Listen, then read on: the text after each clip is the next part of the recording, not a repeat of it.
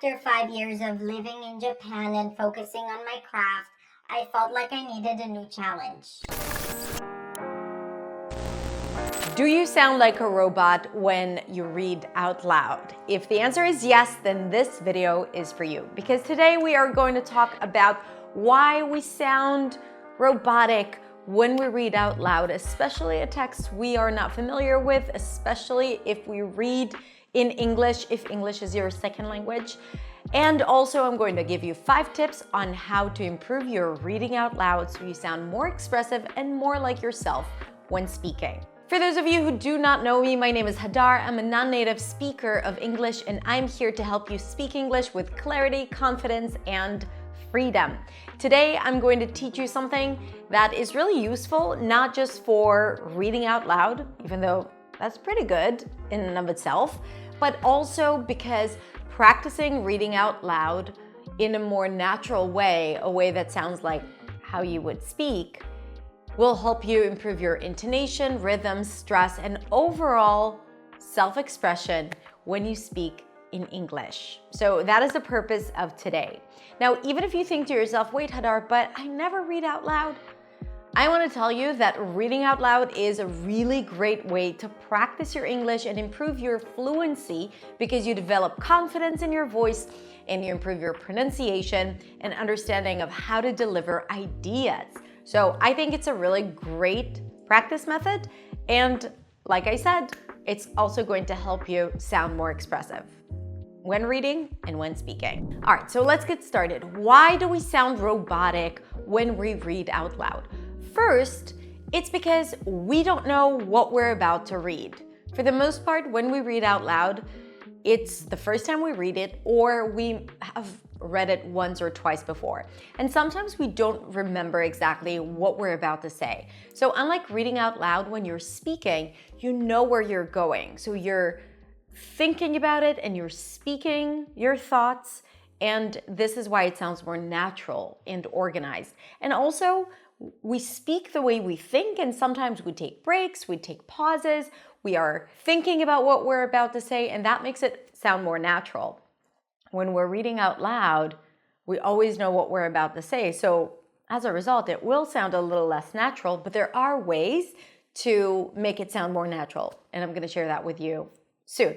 Another reason is, like I said, when we are thinking and speaking, then we group out thoughts. And a thought is delivered together. And usually we take small pauses between thoughts and ideas. And when we end saying something important, an idea, then we usually take a pause. Now, when we're reading, usually we begin at the beginning and end at the end, and we don't take into consideration punctuation, or if we do, it's not very natural. So we don't take into consideration commas and full stops. And as a result, you don't take pauses, you read at the same pace, and you don't play with your intonation like you would if you were to speak it. Another reason why you may sound robotic is because intonation tends to be really repetitive. That might sound something like this. After 5 years of living in Japan and focusing on my craft, I felt like I needed a new challenge, so I moved to New York. You get what I'm saying. What does that mean? It means that sometimes you may have like a musical pattern in how you read that could be something from your first language, or maybe this is just how you read it out loud, because it may happen to us in our first language as well. And you just repeat it again and again. So that repetitive pattern is something that is going to make it sound robotic. And lastly, and I think it's kind of connected to the other 2 things that I mentioned, is because there is no emotion. When we speak, usually we speak with some kind of emotion or attitude, or you can hear what we think about what we're saying by hearing our voice. And when we're reading, it's kind of like flat, and that makes it sound robotic as well. So we do want to charge our voice with more emotion, and that's how it's going to sound more expressive. Now, remember, all of the things that I'm teaching you here today are relevant for speaking as well, but it's easier to start applying it in reading out loud so that you can improve your reading, but also as a byproduct, you'll improve your speaking.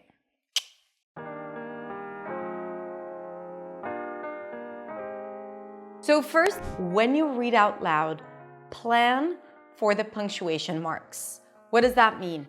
When you read, always look for the next comma, the next full stop, the next colon, the next quotation marks, because these are indications of how you should break down your text.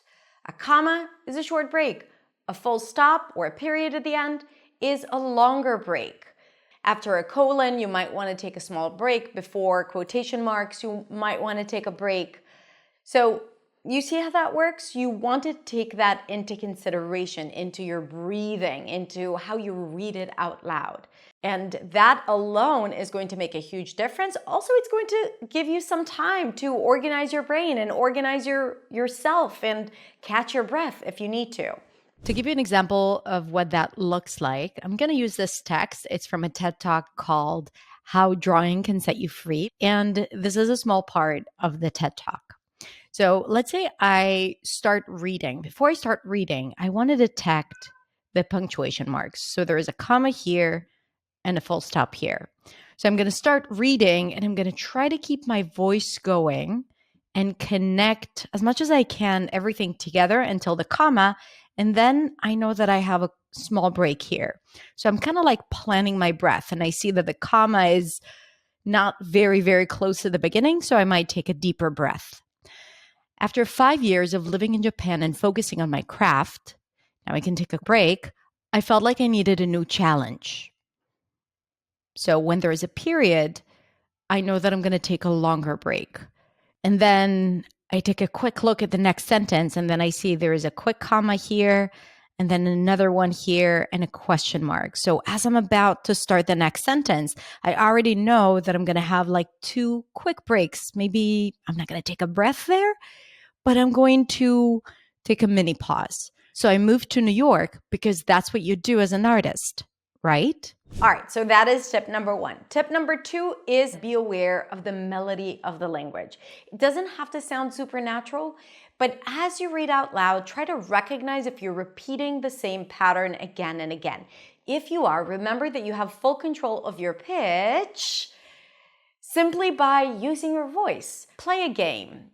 Imagine like you're reading a story to a little child, right? So there are no inhibitions. You will give yourself permission to exaggerate a bit. So do that when you're reading out loud, especially if you're doing it while practicing and there's no one around, and see how expressive you can get with your voice. And when you do, remember that you want to make sure that there is versatility in how you use your voice.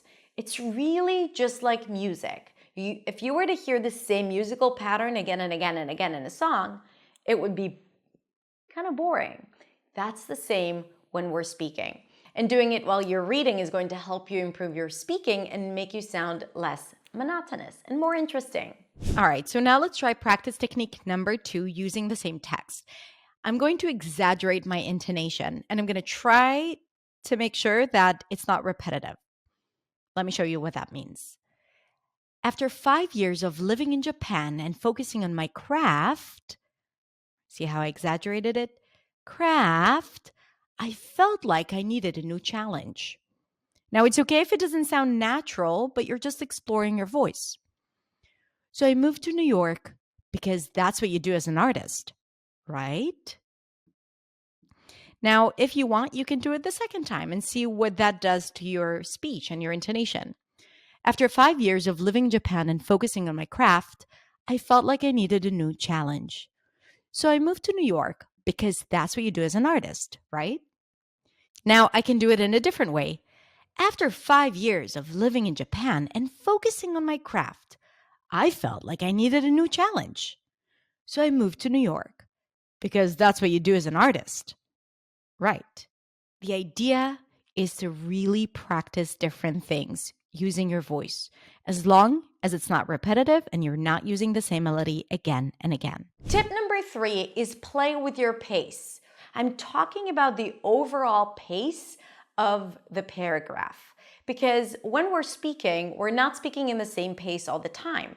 Sometimes we speak a little slower, especially when we're trying to make a point. And sometimes we speak faster when we need to fill someone in on some information, or when we get to the less interesting parts or the less important parts. So when you read out loud, you also want to notice when you can go a little faster and when you can go a little slower. New ideas and new information is usually said in a slower pace. When you notice that you rephrase something or when there's a clause that explains the previous clause, this is where you can go faster. All right, so now let's play with the pace. Let's say that the beginning is going to be a little faster, and then the second part of the sentence could be a little slower, where I get to my point. Let's try. After 5 years of living in Japan and focusing on my craft, now I want to start slowing down. I felt like I needed a new challenge. Now I'm going back to my story. So I'm going to go a little faster. So I moved to New York because that's what you do as an artist, right? Now I'm going to slow down a bit. You move to the greatest city in the world that has the ability to make you feel completely and utterly invisible. And I really slow down on the words that I want to stress. Completely and utterly invisible. This is when I began to truly ask myself, so here I went a little faster to get to the main part, who are you? This is when I began to truly ask myself, who are you? Now, there isn't a right way or wrong way to play with your pace as long as you keep it varied and interesting and you move between a little faster to a little slower, especially when you want to stress a certain part. The next thing is to charge your words with emotion.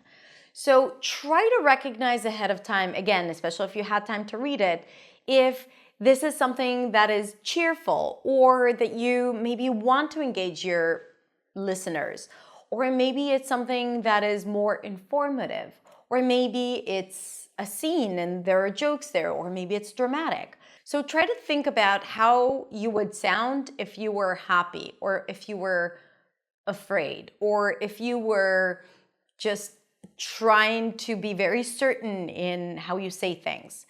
And see what that would do to your voice and try to infuse that emotion into your voice. Because sometimes when we are happier or when something good happens, our voice tends to be a little lighter, a little more airy or breathy, maybe higher in pitch, right? And sometimes when we're really, really straight to the point, matter of fact, very certain, we tend to go a little lower, drop the pitch at the end all the time. So notice what happens to your voice when you feel different emotions and when you have different attitudes, and try to put some of that emotion into what you're reading depending on the text, or depending on your attitude or intention while reading it. So now we're going to charge our voice with emotion. And I usually like to do it after I have somewhat of an idea what I'm reading and what the intention of the person speaking is, or when I see words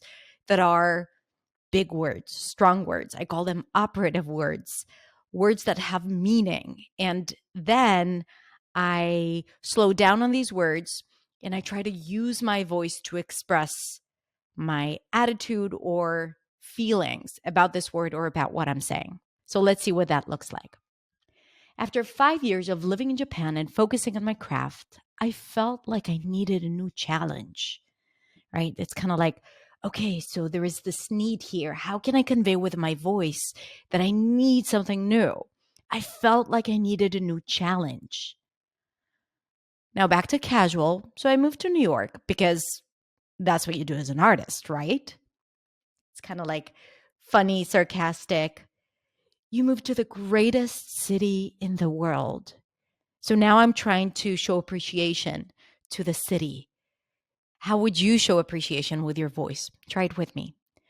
You moved to the greatest city in the world that has that ability to make you feel completely and utterly invisible.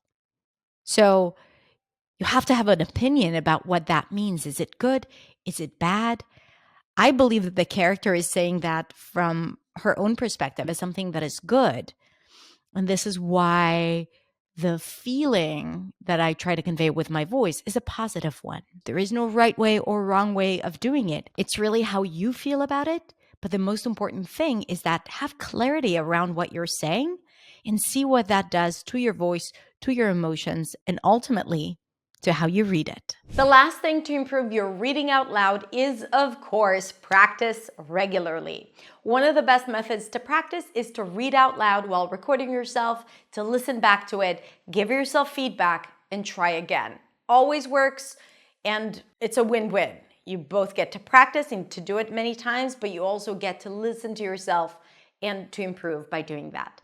Another great way to practice is to practice scenes or monologues, things that tend to get you more engaged emotionally. So you can do it on your own. You can practice with your speaking partner or your friend or your spouse or your children.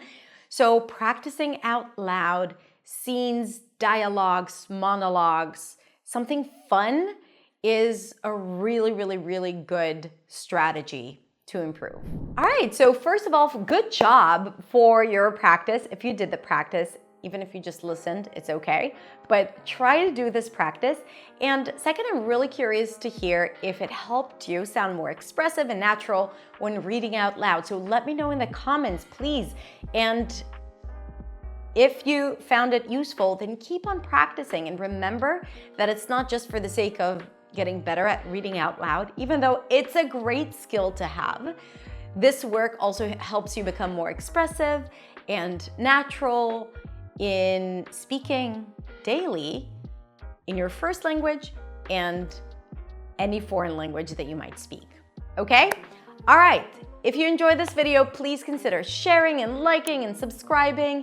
And also, if you want more lessons every single week delivered to your inbox, go to hadarshemesh.com and sign up for my email newsletter. There's also a ton of content waiting for you there for free.